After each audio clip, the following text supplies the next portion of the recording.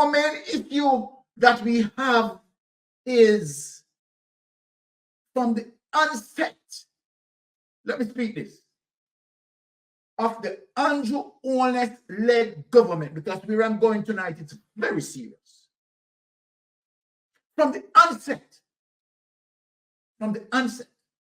Now, we as investigators, when we are investigating, or any investigators that out there, and anyone who are listening to me, they will tell you that when we are investigating as investigators, we pay close attention to the pattern of behavior. The pattern of behavior, right, is what we call modus operandi. But from the onset of the Andrew Holness-led government, what did we witness? What did we witness? From the onset, this is what we witnessed.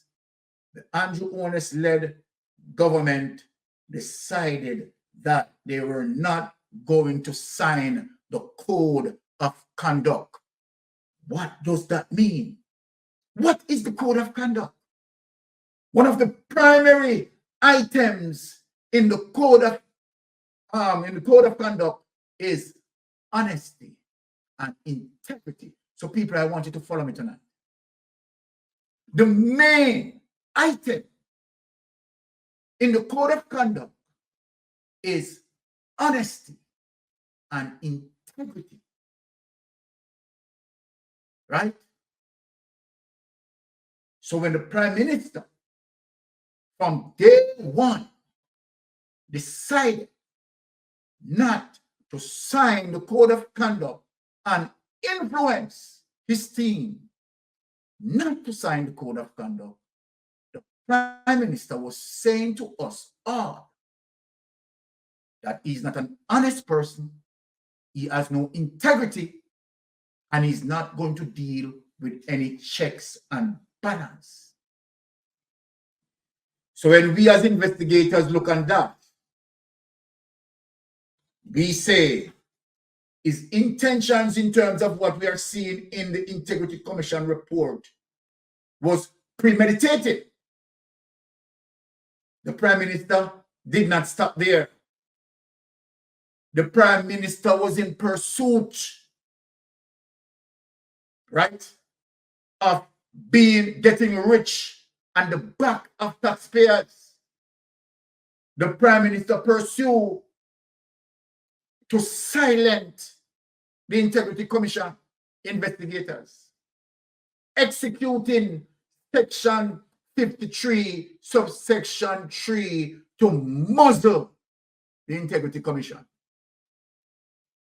Now, if you are for checks and balance, you wouldn't do that. You wouldn't do that.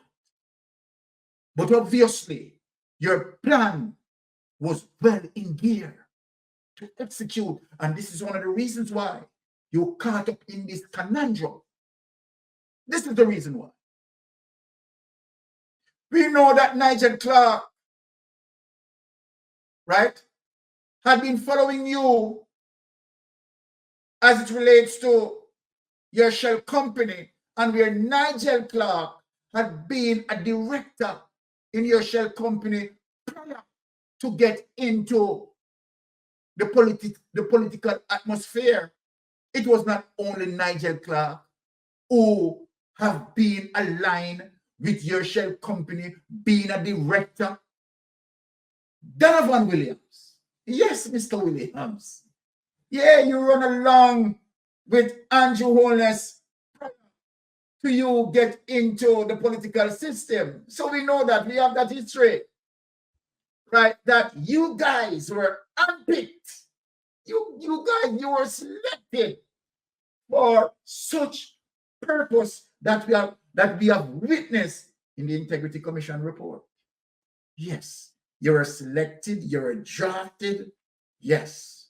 And of course, Nigel Clark, you have provided some umbrella protection for the Prime Minister, umbrella protection for the criminal code, umbrella protection that you have provided.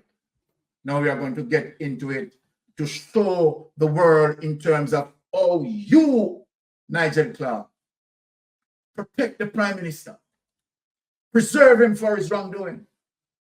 We are going to get into that tonight. Now, we have seen that, of course, what is more worrisome, we see the Prime Minister, based on the report, yes, one of the 8, but who are the other 7? Interesting. Who are the other 7? We know that the Prime Minister and his wife, they fight together, so we'll presume that, okay, Mrs. Holness, probably, just for safety, right, may be one of the 8. So we can presume that we know 2. Now, we have seen the Prime Minister having 28 accounts, and surprisingly, his wife's name doesn't attach to any of the 28 accounts that we are looking at.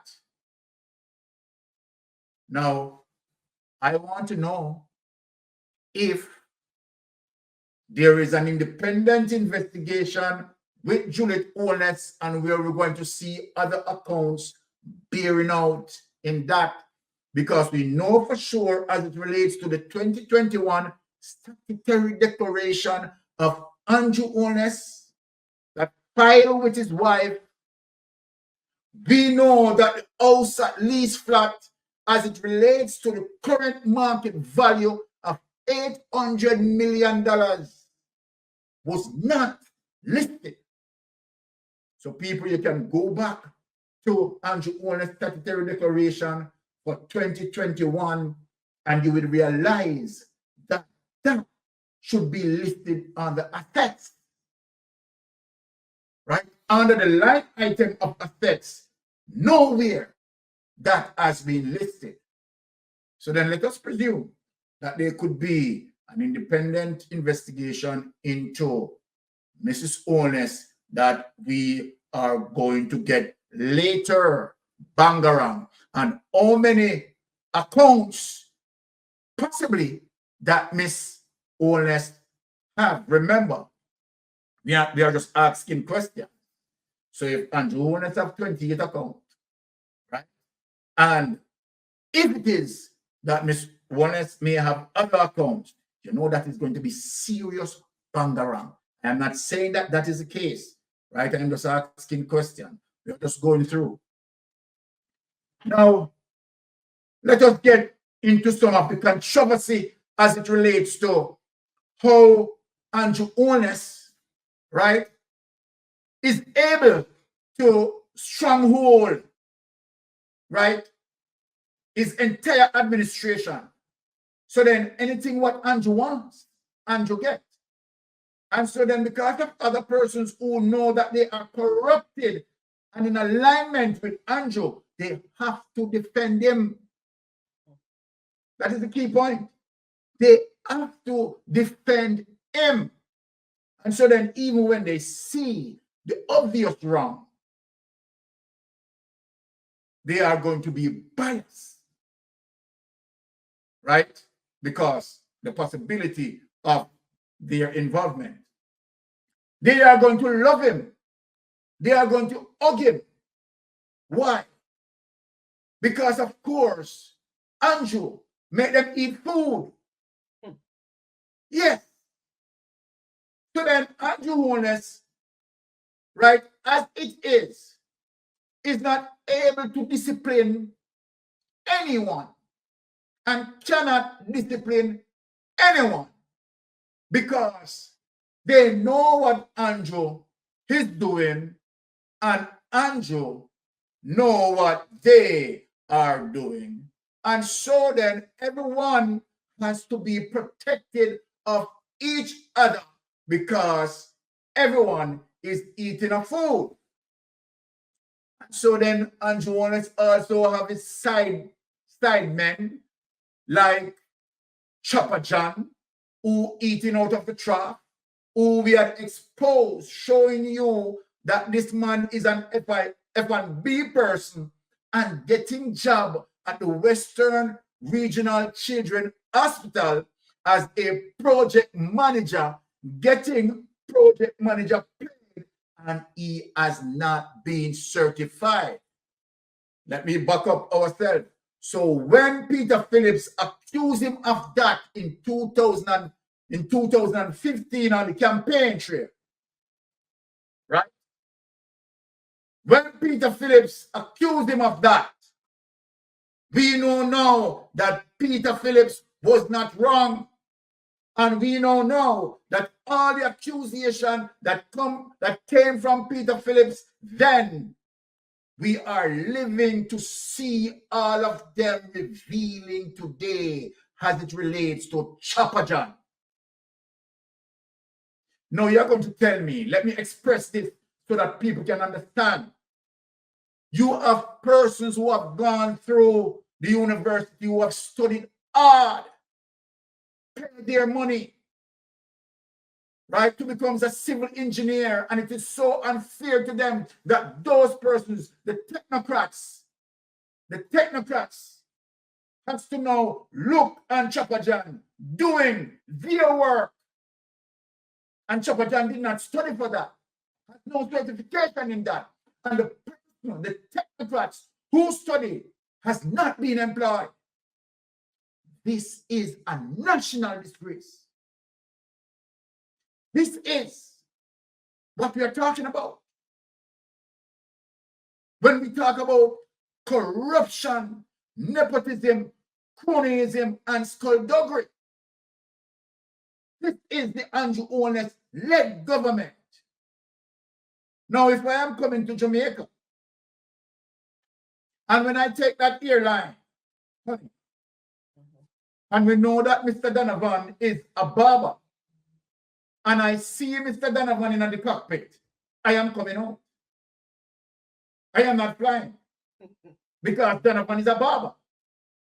Here you have an F&B person at the Western Regional Hospital mixing up concrete and cement. This man is an F&B. Have no certification in civil engineering or architecture. But yet, this man is getting paid as an engineer. These are the corruption that we're talking about. And so then, we have seen where, of course, situations like that is many of them as it relates to the Andrew Holness-led government. And so then we see breaches of the procurement rules, the procurement guidelines,